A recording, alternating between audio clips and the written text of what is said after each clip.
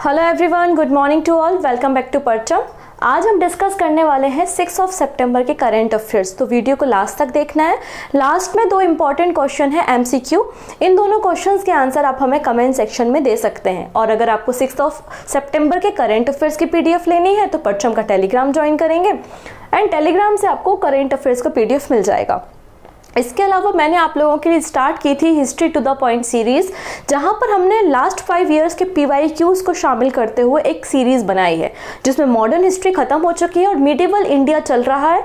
राष्ट्रकूट्स पे हमने चर्चा कर ली है, चोल पे हमने चर्चा कर ली है, दिल्ली सल्तनत पे हमने चर्चा कर ली है। बाकी सारे वीडियो बहुत जल्दी अपलोड हो जाएंगे, तो आप फॉलो कर सकते हैं परचम हिस्ट्री प्लेलिस्ट अपकमिंग वीडियोज़ को फॉलो करने के लिए। तो आइए स्टार्ट करेंगे हम 6 सितंबर के करंट अफेयर्स। लेकिन सबसे पहले बात करेंगे कुछ इंपॉर्टेंट पर्सन जो न्यूज में है।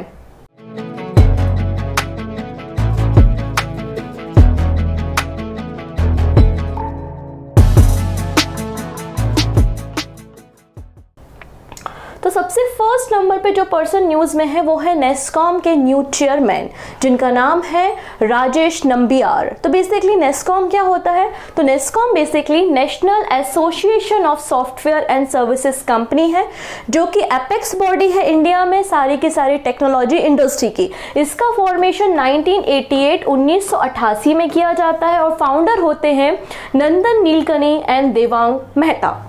ठीक है, तो इसी बॉडी का नेस्कॉम का चेयरमैन अपॉइंट किया गया है राजेश नंबियार को, जो कि MD है कॉग्निजेंट इंडिया के। So Cognizant India MD Rajesh Nambiar appointed as NASSCOM chairman. इन्हें नेस्कॉम का चेयरमैन बनाया गया है, जो कि कॉग्निजेंट इंडिया के MD हैं और ये सक्सीड करने वाले हैं अनंत महेश्वरी को। किसे रिप्लेस करेंगे? अनंत महेश्वरी को रिप्लेस करेंगे। चलिए, अगली पर्सन जो न्यूज़ में है वो बड़ी इंपॉर्टेंट है क्योंकि रिसेंटली हमने चंद्रयान 3 को लॉन्च किया था। जब भी हम किसी मिशन को लॉन्च करते हैं तो आप लोगों को बैकग्राउंड में एक आवाज़ आती होगी काउंट डाउन की, 3, 2, 1 इस तरीके से। जब लॉन्चिंग की तैयारी होती तो वो जो वॉइस थी एन वल्लरा माथी की। तो एन वल्लरा माथी, इनका निधन हो गया है। She passed away recently. तो क्वेश्चन क्या है? Who was the scientist who voice the count down of the Chandrayaan 3 passed away? तो चंद्रयान की जो उल्टी गिनती की आवाज़ थी उठाने वाली वैज्ञानिक का निधन हो गया है। उनका नाम क्या था? तो एन वल्लरामथी था। ये इसरो की साइंटिस्ट रही हैं और इसरो के कई सारे मिशन में इन्होंने अपनी वॉइस को दिया है। नेक्स्ट प्लेयर जिनके बारे में हम बात करने वाले हैं उनका नाम है दिव्या देशमुख। तो पहला क्वेश्चन ये बनता है कि दिव्या देशमुख किस स्पोर्ट से एसोसिएटेड है? तो दिव्या देशमुख एसोसिएटेड है चेस से। ये चेस प्लेयर है, चेस ग्रैंड मास्टर भी रही हैं और नागपुर महाराष्ट्र से ये बिलोंग करती हैं। रिसेंटली जो Tata Steel Chess India tournament हुआ वो टूर्नामेंट इन्होंने जीत लिया है। तो क्वेश्चन क्या बन जाएगा? Divya Deshmukh emerge winner of 2023 Tata Steel Chess India women's rapid tournament. तो दिव्या देशमुख केवल 17 साल की है और चेस वीमेन ग्रैंड मास्टर भी रह चुकी है नागपुर महाराष्ट्र से। इन्होंने रिसेंटली वीमेंस कैटेगरी में rapid section at the Tata Steel Chess India tournament का टाइटल अपने नाम कर लिया है और ये टूर्नामेंट नेशनल लाइब्रेरी कोलकाता में खेला जा रहा था। क्लियर? तो इस तरीके से कुछ पर्सन थे जो हमने देखे। अब हम बात करते हैं इंपॉर्टेंट राइस की वैरायटी, जिसे रिसेंटली GI सर्टिफिकेशन मतलब GI टैग दिया है, जोग्राफिकल इंडिकेशन मिला है। कोरापुट काला जीरा राइस, नाम से समझ में आ रहा है कोरापुट डिस्ट्रिक्ट उड़ीसा से ये बेसिकली राइस की वैरायटी बिलोंग करती है, जिसे GI सर्टिफिकेशन दिया है। तो Koraput Kala Jeera rice gets GI certification, Orissa का ये है और अपनी यूनिक अरोमा, अलग तरीके की खुशबू और न्यूट्रिशन वैल्यू के लिए इसे GI सर्टिफिकेशन दिया है। इसे हम प्रिंस ऑफ राइस के नाम से भी जानते हैं। तो अगर पूछ लिया जाए कौन सी राइस की वैरायटी है जिसे हम प्रिंस ऑफ राइस कहते हैं, तो आंसर हो जाएगा काला जीरा राइस, जो कि कोरापुट में पाया जाता है। इस राइस की अपने कुछ मेडिसिनल क्वालिटीज़ भी हैं, जैसे कि ये डायबिटीज़ को कंट्रोल करता है, हमारे शरीर में हीमोग्लोबिन के लेवल को भी इंक्रीज़ करता है, हमारी मेमोरी को भी इंक्रीज़ करता है। तो ऐसी कुछ एडिशनल क्वालिटी आपको इस राइस वैरायटी में देखने को मिलेंगी। नेक्स्ट बात करते हैं यहाँ पर हम ग्रेट के बारे में। तो ग्रेट क्या है? तो ग्रेट का फुल फॉर्म है grant for research and entrepreneurship across aspiring innovation in technical textile. तो बेसिकली मिनिस्ट्री ऑफ टेक्सटाइल ने ग्रेट मिशन के लिए, ग्रेट स्कीम के लिए कुछ गाइडलाइंस इशू की हैं। हम उन्हीं गाइडलाइन पे चर्चा करेंगे, लेकिन आपको ग्रेट का फुल फॉर्म पता होना चाहिए। ग्रेट जो स्कीम है उसका क्या एजेंडा है, क्या एम है, इसके अलावा ग्रेट जो स्कीम है वो किस नोडल एजेंसी के अंदर काम करती है। 3 क्वेश्चन यहाँ पे इस तरीके से फ्रेम हो सकते हैं। तो हमने देखा कि recently union ministry of textile ने गाइडलाइन इशू की है for the GREAT scheme. GREAT scheme का full form grant for research and entrepreneurship across aspiring innovator in technical textile है।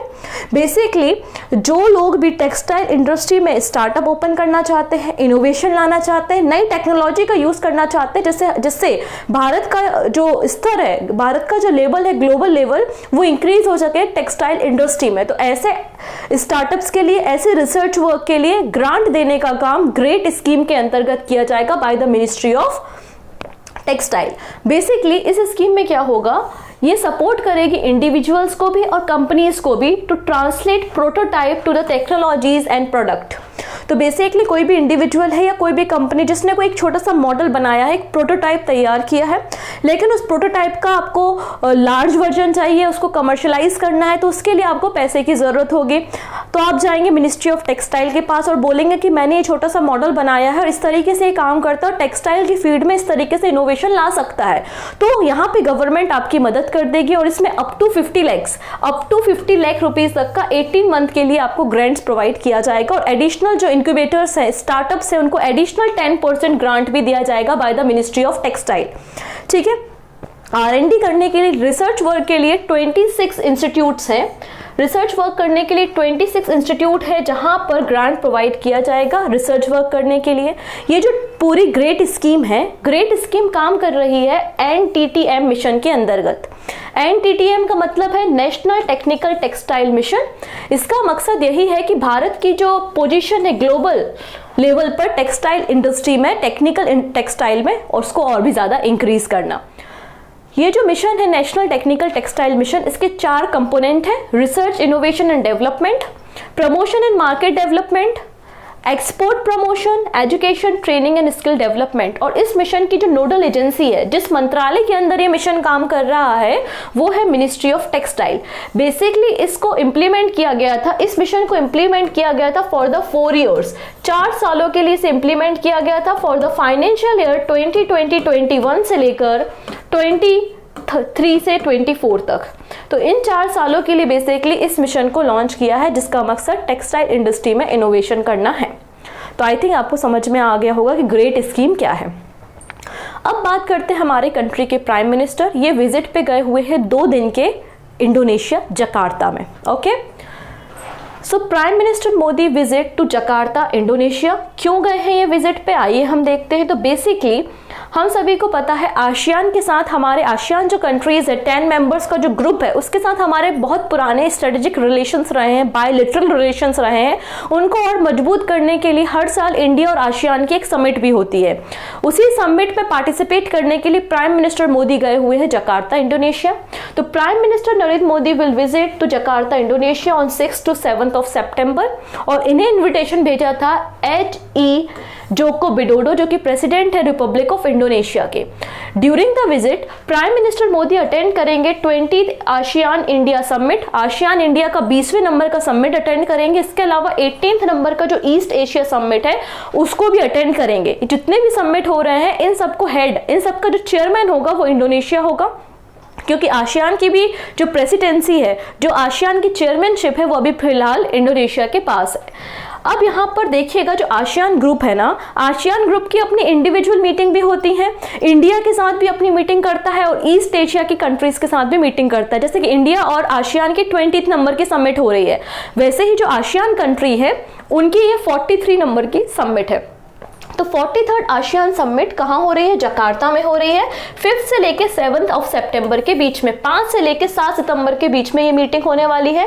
इस मीटिंग में सारे के सारे जो आसियान कंट्रीज के डेलीगेट्स हैं, लीडर्स हैं, वो पार्टिसिपेट करने वाले हैं। और यहाँ पर जो मेन टॉपिक ऑफ डिस्कशन रहने वाला है वो है साउथ चाइना सी, क्योंकि अभी रिसेंटली एक स्टैंडर्ड मैप चाइना ने इशू किया था और उस मैप पे काफी सारी कंट्रीज ने ऑब्जेक्शन उठाए हैं और उसी के खिलाफ प्रोटेस्ट भी रन हुआ है, क्योंकि उन्होंने 9 डैश लाइन पे कब्जा किया, साउथ चाइना सी पे कब्जा करने का दावा करता है। इसके अलावा ताइवान पे कब्जा किया अरुणाचल प्रदेश को भी अपनी टेरिटरी डिक्लेयर किया है किसने, चाइना ने अपने मैप में। तो यहाँ पे साउथ चाइना सी में जो चाइना की बढ़ती हुई पावर है उसको यहाँ पे काउंटर कैसे करना है, क्या टेंशन है, उस पर यहाँ पे डिस्कशन किया जाएगा। म्यांमार में जो क्राइसिस है, म्यांमार के क्राइसिस पे भी आसियान कंट्रीज के जो लीडर है वो डिस्कशन करने वाले हैं। इसके अलावा ग्रीन इकोनॉमी पे भी आसियान कंट्रीज के मेंबर डिस्कशन करेंगे। अब थोड़ी सी बातें आसियान के बारे में बात कर लेते हैं। तो आसियान जो ग्रुप है एक ऑफिशियली ग्रुप है जिसका फॉर्मेशन 8 अगस्त 1967 को हुआ था और इसमें आसियान डिक्लेरेशन पे साइन किए गए थे 5 कंट्रीज के फॉरेन मिनिस्टर्स के द्वारा। वो 5 कंट्री कौन थी? तो 5 कंट्री थी यहाँ पे इंडोनेशिया, थाईलैंड, सिंगापुर, फिलीपींस और मलेशिया। बाद में आके और भी कंट्री जैसे कि वियतनाम, म्यांमार, कंबोडिया, बुर्नोई, इन सभी लोगों ने आके ज्वाइन किया आसियान को। और आसियान में अभी प्रेजेंटली आपको 10 मेंबर स्टेट देखने को मिल जाएंगे। ओके, चलिए अगली बात हम करते हैं एक लेक के बारे में जो कि है उमियम लेक। और उमियम लेक कहाँ पर है? उमियम लेक मेघालय में है। मेघालय की one of the largest artificial lake जो है वो उमियम लेक है और अब ये चर्चा में है। क्या है न्यूज, हम देखते हैं। So Meghalaya uses AI enable tech to clean up to tourist hot spot Umiam lake. तो मेघालय क्या कर रहा है, जो उमियम लेक है जो कि एक टूरिस्ट हॉट स्पॉट है, लगातार बड़ी संख्या में पर्यटक यहाँ पे आते हैं विजिट करने के लिए, और इसे साफ कर रहा है किसकी मदद से? AI रोबोट की मदद से, जो आर्टिफिशियल इंटेलिजेंस बेस्ड रोबोट है उसकी मदद से इसे क्लीन किया जा रहा है। Basically Umiam lake Umiam river पे सिचुएटेड है। हो क्या रहा था, रिवर बह रही थी, रिवर पे हमने डैम बनाया, डैम में हमने पानी रोका जिससे हम हाइड्रो पावर को जनरेट कर सकें। तो यहाँ पर एक लेक क्रिएट हो गई, उसका नाम है उमियम लेक। तो उस डैम का जो मलबा है, उस डैम का जो कचरा है वो बेसिकली अभी भी डंप है, फैला हुआ है लेक में, तो उसे ही रोबोटिक्स की मदद से क्लीन करने का काम किया जा रहा है बाय द मेघालय गवर्नमेंट। और इसमें एक बहुत बड़ी क्वांटिटी में गार्बेज मतलब कचड़े को कलेक्ट किया जाएगा उमियम लेक से। क्लियर है? ये जो आर्टिफिशियल इनेबल रोबोटिक्स है इसको डिप्लॉय किया गया है with the collaboration of smart village movement and Hong Kong based technology firm Clearbot की मदद से इस रोबोट को डिप्लॉय किया है। अब कुछ बातें उमियम लेक के बारे में बात करेंगे। तो उमियम लेक का दूसरा नाम है बारापानी लेक। क्या नाम है इसका? बारापानी लेक के नाम से भी इसे जानते हैं। मेघालय में आपको देखने को मिलेगा, one of the biggest artificial lake है जो कि 10 स्क्वायर किलोमीटर के एरिया में फैली हुई है। इसका कंस्ट्रक्शन 1965 में किया था और नॉर्थ ईस्ट इंडिया का पहला हाइडल पावर प्रोजेक्ट जो है वो इसी नदी पर, इसी लेक के पास ही सिचुएटेड आपको मिलेगा। ओके, नेक्स्ट बात करते हैं पॉलीगैमी के बारे में। तो व्हाट इज द पॉलीगैमी? तो बेसिकली जब एक मेल कई सारे फीमेल से शादी करता है तो उसे हम पॉलीगैमी या फिर बहु विवाह के नाम से जानते हैं।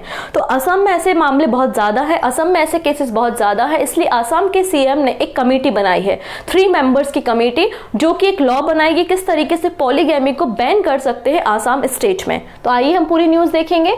Assam government has form a 3 member committee to draft a proposed anti-polygamy law in the state. This will be to ban polygamy. तो पॉलीगैमी को बैन करने के लिए एक लॉ बनाने के लिए 3 मेंबर की कमेटी बनाई है। इसमें एडवोकेट जनरल है, एक लॉ का व्यक्ति होगा, इसके अलावा director general of police Gyanendra Pratap Singh इस कमेटी के मेंबर होंगे।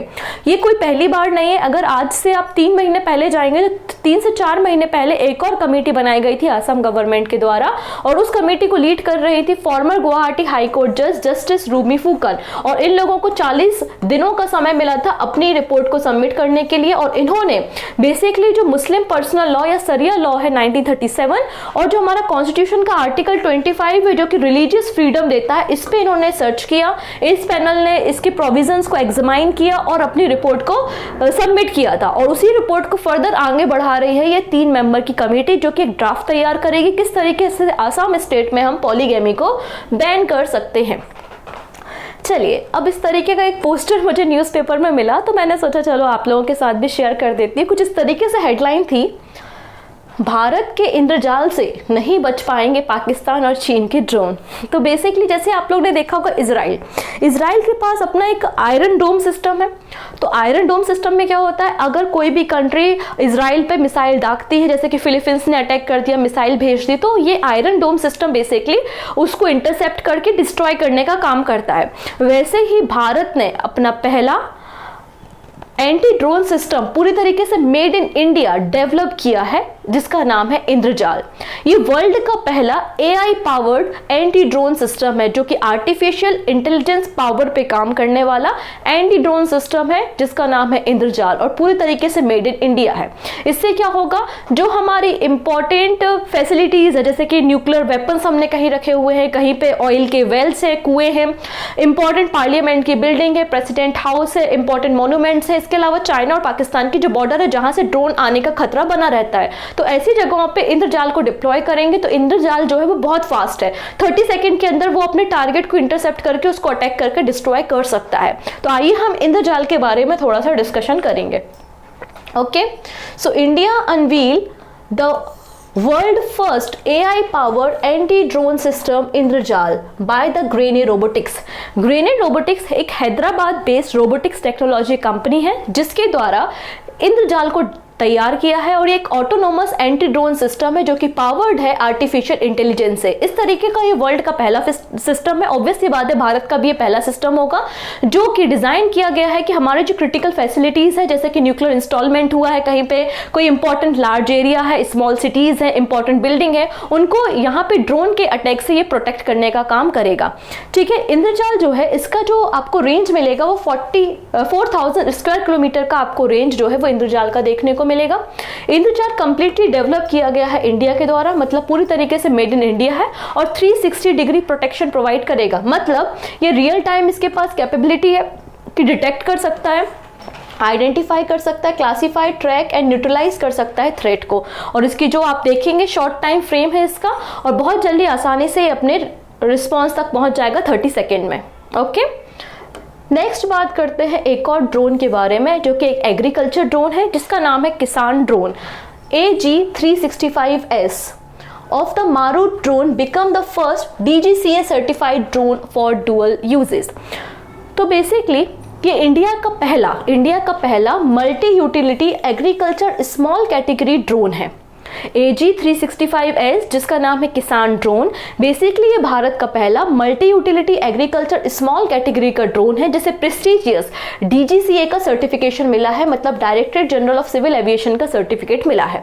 मल्टीपर्पज का मतलब है, मल्टीपर्पज का ये मतलब है ये सीड्स को स्प्रे कर सकता है, पेस्टिसाइड्स को स्प्रे कर सकता है, जो केमिकल का यूजेस है उसको रिड्यूस कर सकता है और अलग अलग तरीकों से किसानों की मदद कर सकता है उनके प्रोडक्शन को इंक्रीज करने के लिए। स्मॉल कैटेगरी ड्रोन का मतलब ऐसा ड्रोन जिसका जो वेट है वो 25 kg से कम होता है, उसे हम स्मॉल कैटेगरी ड्रोन कहते हैं। तो ये इंडिया का पहला multi utility agriculture small category drone है जिसका नाम है AG365S जिसे DGCA का सर्टिफिकेशन मिला है। तो सर्टिफिकेशन मिलने के बाद इसे एयर स्पेस मिल जाती है कि आप भारत के एयर स्पेस में अपने ड्रोन को रन कर सकते हो। तो मतलब अब इस ड्रोन को हम फार्मर्स को बेच सकते हैं और फार्मर्स जो है इन ड्रोन्स को यूज कर सकते हैं। यही नहीं, ये जो ड्रोन है इसका एंडोरेंस टाइम 22 मिनट्स है, मतलब 22 मिनट तक ये अपनी उड़ान भर सकता है अंडर द बेस्ट क्वालिटी। ठीक है, इतनी चीजें। इसको डिजाइन एंड डेवलप करने का काम मारूत ड्रोन ने किया है। मारूत ड्रोन भी एक हैदराबाद बेस्ड कंपनी है जिसके द्वारा इस ड्रोन को तैयार किया है, जिससे जो क्रॉप में लॉसेस होते हैं वो रिड्यूस होंगे, फार्मर्स का प्रॉफिट बढ़ेगा, बेटर ईल्ड होगी। इसके अलावा इसमें कुछ एडवांस सेंसर लगे हैं जो ऑब्स्टिकल जो होते हैं उनको डिटेक्ट कर सकता है, रफ एरिया है या पैची टर्नेट है उनको डिटेक्ट करने में ये कैपेबल है। तो इस तरीके से इस ड्रोन को तैयार किया है। ओके, आज की लास्ट न्यूज़ पे हम चर्चा करेंगे और हम पहुंचेंगे त्रिपुरा। आप सभी को पता है हमारा एक नॉर्थ ईस्टर्न स्टेट है जिसका नाम है त्रिपुरा, जो तीनों तरफ से बांग्लादेश के साथ घिरा हुआ है और त्रिपुरा और बांग्लादेश की जो बॉर्डर है उसे हम जीरो लाइन के नाम से भी जानते हैं। ओके, और यहाँ पर त्रिपुरा में जो बहुत बड़ा एक ट्राइबल ग्रुप है जो कि एक लैंग्वेज बोलता है जिसका नाम है कोकबोरोक लैंग्वेज, और ये रिसेंटली न्यूज में है। क्यों है न्यूज में? क्योंकि वहां के स्टूडेंट ने 12 घंटे की स्ट्राइक की थी, स्टेट को बंद रखा था और उनका डिमांड था ये जो लैंग्वेज है इसको रोमन स्क्रिप्ट में लिखा जाए। बेसिकली लंबे समय से डिबेट चल रही है कि इस लैंग्वेज को बंगाली में, देवनागरी में या फिर रोमन स्क्रिप्ट किस में लिखा जाए। तो बहुत से यहाँ पे कमेटी बनाए गए, पैनल बनाए गए और उसमें सभी लोगों ने रिकमेंड किया कि इस लैंग्वेज को हमें रोमन स्क्रिप्ट में लिखना चाहिए। तो इसी लैंग्वेज को रोमन स्क्रिप्ट में लिखने के लिए एक प्रोटेस्ट यहाँ पे चल रहा था। तो 12 घंटे के अंदर 260 पीपल्स को यहाँ पे डिटेन किया गया। तो recently over 260 people were detain in the Tripura during a 12 hour state wide strike called by the TSF, मतलब त्रिपुरा स्टूडेंट फेडरेशन के द्वारा स्ट्राइक हुई थी। बेसिकली जो कोकबोरोक लैंग्वेज है उसको रोमन स्क्रिप्ट में लिखने की बात यहाँ पे की जा रही थी। ठीक है, ये जो लैंग्वेज है वो बोरोक पीपल के द्वारा बोली जाती है जो कि बिलोंग करते हैं स्टेट ऑफ त्रिपुरा से। इसका मीनिंग क्या होता है? कोक का मतलब होता है बर्बल एंड बोरोक का मतलब होता है पीपल या फिर ह्यूमन। ये कोई आज की लैंग्वेज नहीं है, जो त्रिपुरी के किंग थे तब से इस भाषा को बोला जा रहा है। लेकिन पहली बार 1979 में इस लैंग्वेज को त्रिपुरा की सेकेंड नंबर की ऑफिशियल लैंग्वेज भी डिक्लेयर किया गया था। इसके लिए कई सारे कमीशन भी बनाए गए थे, जैसे कि श्यामाचरण त्रिपुरा कमीशन, इसके अलावा पवित्रा सरकार कमीशन, और इन लोगों ने भी यहाँ पे रोमन स्क्रिप्ट में इस लैंग्वेज को लिखे जाने की बात की है। क्लियर है इतनी चीजें? नेक्स्ट बात करते हैं, जैसा कि मैंने कहा कि यहाँ पे त्रिपुरी किंग जो थे वो इस लैंग्वेज को बोला करते थे और इससे पहले कोलोमा स्क्रिप्ट में लिखा जाता था। ये जो डायलेक्ट है बेसिकली सिनो तिब्बतन स्पीच फैमिली से बिलोंग करते हैं और पहली बार 1897 में दौलत अहमद जो कि एक मुस्लिम स्कॉलर थे उनके द्वारा इस लैंग्वेज को लिखा गया था और इन्होंने अपनी ग्रामर को भी पब्लिश किया था, कोकबोरोमा एंग त्रिपुरा। क्लियर? तो ये है आपको लैंग्वेज के बारे में कुछ इंफॉर्मेशन। अंत में बात करेंगे कुछ शॉर्ट न्यूज के बारे में। सबसे पहली बात, कोविड का एक नया वेरिएंट हमें मिला है यूएसए और यूके में जिसका नाम है पिरोला। पिरोला क्या है? बेसिकली कोविड का एक नया वेरिएंट हमें मिला है। नेक्स्ट बात करते हैं डाइवर्सिफाइड ग्रुप आईटीसी। तो आईटीसी आपको पता है कई सारे सेक्टर्स में काम करता है, आपका आटा है, इसके अलावा दूसरे प्रोडक्ट्स हैं, होटल्स है, कई सारे सेक्टर में आपको आईटीसी देखने को मिलेगा। आईटीसी 1500 करोड़ रुपए इन्वेस्ट कर रहा है सीहोर मध्य प्रदेश में और एक food packaging and food manufacturing factory को सेटअप किया जाएगा एमपी में। नेक्स्ट बात करते हैं हम new secretary of ministry of mine. तो नए सचिव मिनिस्ट्री ऑफ माइन के कौन अपॉइंट हुए हैं? तो एल कांता राव को नया सेक्रेटरी अपॉइंट किया है मिनिस्ट्री ऑफ माइंस में। नेक्स्ट बात करेंगे डैनियल मैकगे। ये पहली ट्रांसजेंडर बन जाएंगी जो कि इंटरनेशनल मैच को रिप्रेजेंट करेंगी। बेसिकली अभी जो T20 वीमेंस वर्ल्ड कप होना है बांग्लादेश में 2024 में, तो उस मैच में ये पार्टिसिपेट करेंगी और एक कनाडा की खिलाड़ी है। कहाँ से बिलोंग करती है? कनाडा की प्लेयर है। She will become the first transgender cricketer to play in international match. अंत में बात करते हैं भारती एयरटेल के बारे में। तो भारती एयरटेल का अपना एक डेटा सेंटर है जिसका नाम है नेक्स्ट्रा। तो नेक्स्ट्रा कोई भी डेटा सेंटर होता है उसको रन करने के लिए पावर की जरूरत होती है, इसलिए Bharti Airtel 23,000 megawatt hour renewable energy को एक्वायर करेगा इस डेटा सेंटर को रन करने के लिए।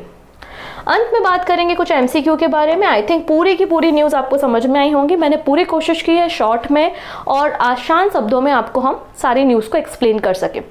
पहली न्यूज़ ये है कि रिसेंटली यूनियन गवर्नमेंट प्लान कर रही है कि 1 नेशन 1 इलेक्शन होना चाहिए, इसलिए एक 8 मेंबर की कमेटी बनाई जा रही है। उस कमेटी के हेड कौन होंगे? तो उस कमेटी के हेड है former president Ramnath Kovind. Option number A यहाँ पे करेक्ट हो जाएगा। Option A is the right answer.